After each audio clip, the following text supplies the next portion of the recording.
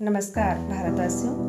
भारत के गौरव, साहस, शक्ति और ज्ञान के प्रतीक युग पुरुष स्वामी विवेकानंद जी एक ऐसा नाम जिन्होंने हमें खुद पर विश्वास करना सिखाया।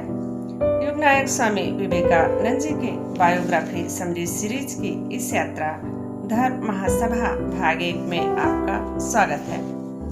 पिछली कड़ी अमेरिका के वह प्रारंभिक दिन में हमने जाना था कि प्राध्यापक राइट ने स्वामी जी को धर्म महासभा में प्रतिनिधि बनवाने का भार अपने कंधों पर लेते हुए प्रतिनिधि निर्वाचन समिति के सचिव के नाम अपने पत्र में लिखा कि वह एक इतने बड़े विद्वान हैं कि हमारे समस्त प्राध्यापक एकत्र होकर भी इनकी बराबरी नहीं कर सकेंगे। ईश्वर इच्छा से सारी व्यवस्था हो जाने पर स्वामी जी सानंद और शांत मन से शिकागो की ओर रवाना हुए।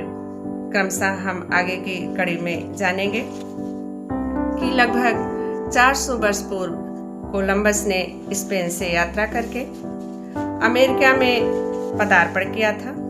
इसी घटना की स्मृति में 1893 ईस्वी में शिकागो नगर में जो वर्ल्ड कोलंबियन एक्सपोजिशन हुआ, उसका प्रमुख उद्देश्य था मनुष्य ने तब तक भौतिक जगत में जितने प्रकार से उन्नति की थी उन सब का एक साथ प्रदर्शन करना।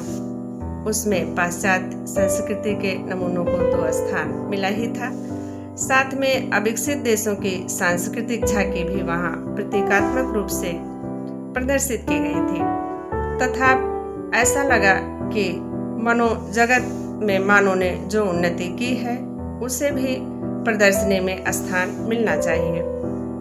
1889 ईस्वी के ग्रीष्म ऋतु में श्रीयुत चार्ल्स कैरल बोनी के मन में आया कि विश्व में सभी देशों से प्रतिनिधियों को बुला करके कुछ ऐसे सम्मेलन आयोजित किए जाएं जिसमें मानवीय सभ्यता के साथ दृढ़तापूर्वक जुड़े हुए विषयों पर चर्चा हो सके।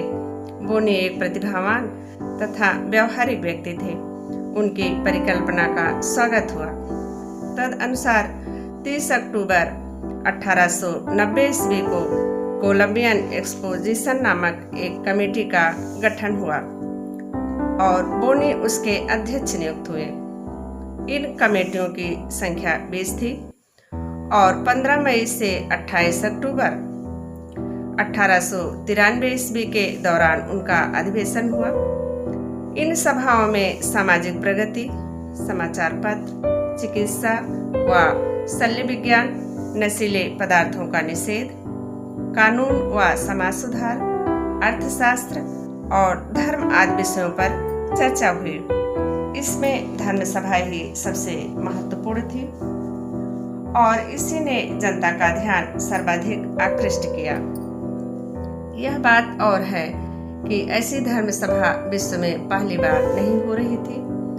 बौद्ध कालीन भारतवर्ष में अनेक धर्म सम्मेलन हुए थे। इस्लाम धर्म के इतिहास में भी इसके उदाहरण हैं, परंतु विश्व के विभिन्न धर्मावलंबियों द्वारा एक ही सम्मेलन में एकत्र होकर एक ही मंच से बिना किसी विवाद के अपने मत की घोषणा करने का अवसर तथा अधिकार इसके पूर्व किसी को नहीं मिला था। ऐसी कोई परिकल्पना अकल्पनीय थी। 11 सितंबर 1893 ईस्वी को सोमवार के दिन प्रातःकाल शिकागो आर्ट इंस्टीट्यूट में महासभा का आयोजन आरंभ हुआ।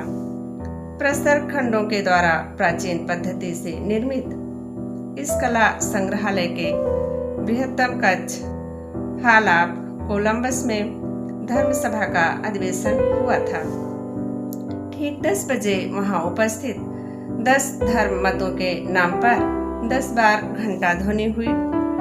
सभापति बोनी के मतानुसार वह प्रमुख धर्म थे यहूदी धर्म, इस्लाम धर्म, हिंदू धर्म, बौद्ध धर्म, ताओ धर्म, कन्फ्यूशियस धर्म, शिंतो धर्म, पारसी धर्म, कैथोलिक धर्म, ग्रीक चर्च और प्रोटेस्टेंट धर्म। उस समय कोलंबस हॉल की गैलरी में 4000 से अधिक श्रोता उपस्थित थे। द्वार पर भी बहुत से लोग भीड़ किए हुए खड़े थे, तथा वह लोग इतने शांत थे कि एक प्रत्यक्षदर्शी के मतानुसार उस समय एक छोटी सी चिड़िया खुली खिड़की से प्रविष्ट होकर मंच के ऊपर से होकर उड़ गई, तो उसके पंख की आवाज तक सुनाई दे रही थी। ठीक 10 बजे प्रतिनिधि गण हाल में प्रविष्ट होकर मंच की ओर अग्रसर हुए। आगे आगे सभापति बोनी तथा कार्डिनल गिबन्स एक दूसरे का हाथ पकड़े चल रहे थे।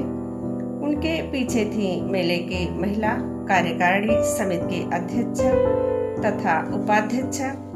उनके पीछे प्रतिनिधिगण पंक्तिबद्ध होकर हाल के मध्यवर्ती पथ पर चलते सभी देशों के राष्ट्र ध्वजों के नीचे से तथा तुमुल हर्ष ध्वनि के बीच से अग्रसर होकर मंच पर आसीन हुए। अधिवेशन के प्रथम दिन महासभा के आयोजकों ने प्रतिनिधियों का सादर स्वागत किया और प्रतिनिधियों ने उसका संक्षेप में उत्तर दिया। पूर्वाह्न में स्वागत सूचक केवल 7 व्याख्यान हो सके, जो बड़े ही महत्वपूर्ण एवं गौरवपूर्ण थे, और इसी में पूर्वाह्न का प्रायः सारा समय समाप्त हो गया। केवल 8 प्रतिनिधियों को ही संक्षिप्त उत्तर देने का अवसर मिला। पहले दिन के व्याख्यान के प्रारंभ में हुए हर्षध्वनि के विषय में डॉक्टर बैरोज ने लिखा था कि श्रीयुत स्वामी विवेकानंद जी ने जब श्रोताओं को बहनों और भाइयों कहकर संबोधित किया था, तो उस समय एक तुमुल कर्तन ध्वनि उठकर कई मिनट तक जारी रही। श्रीमती एस.के. ब्लाजेट ने उस दिन का वर्णन करते हुए कहा था कि 1893 ईस्वी के शिकागो धर्म महासभा में मैं उपस्थित थी। उस युवक ने जब उठकर कहा, मेरे अमेरिकावासी बहनों और भाइयों, तो 7 सहस्र नारियों ने खड़े होकर एक ऐसी शक्ति के प्रति सम्मान व्यक्त किया जिसके बारे में वह कुछ समझ नहीं सके थे। व्याख्यान समाप्त हो जाने पर मैंने देखा कि सैकड़ों महिलाएं बेंचों के ऊपर से होकर उनके निकट पहुंचने का प्रयास कर रही थी। तब मैंने मन ही मन कहा, बेटा, यदि तुम इस आक्रमण के सामने अपना मस्तक ठीक रख सके तो मैं समझूंगी कि तुम साक्षात भगवान हो। भाइयों एवं बहनों, आज के कड़े में बस इतना ही। स्वामी गंभीरानंद जी की लेखनी के माध्यम से युगनायक स्वामी विवेकानंद जी के इस दिव्य जीवन को जानना हमारे लिए सौभाग्य की बात है। स्वामी गंभीरानंद जी महाराज रामकृष्ण मठ और रामकृष्ण मिशन के 11वें अध्यक्ष थे। उन्होंने 1985 से लेकर 1988 ईस्वी तक इस प्रतिष्ठित पद को जिम्मेदारी के साथ निभाई थी। वह एक महान लेखक और अनुवादक भी थे। यदि आप युगनायक की इस अमृतमयी ज्ञान यात्रा में हमारे साथ बने रहना चाहते हैं तो कृपया इस चैनल को सब्सक्राइब करिए। आइए हम सब मिलकर उनके विचारों को जन जन तक पहुंचाएं। हाँ, लाइक एवं कमेंट्स करना ना भूलें। जय हिंद।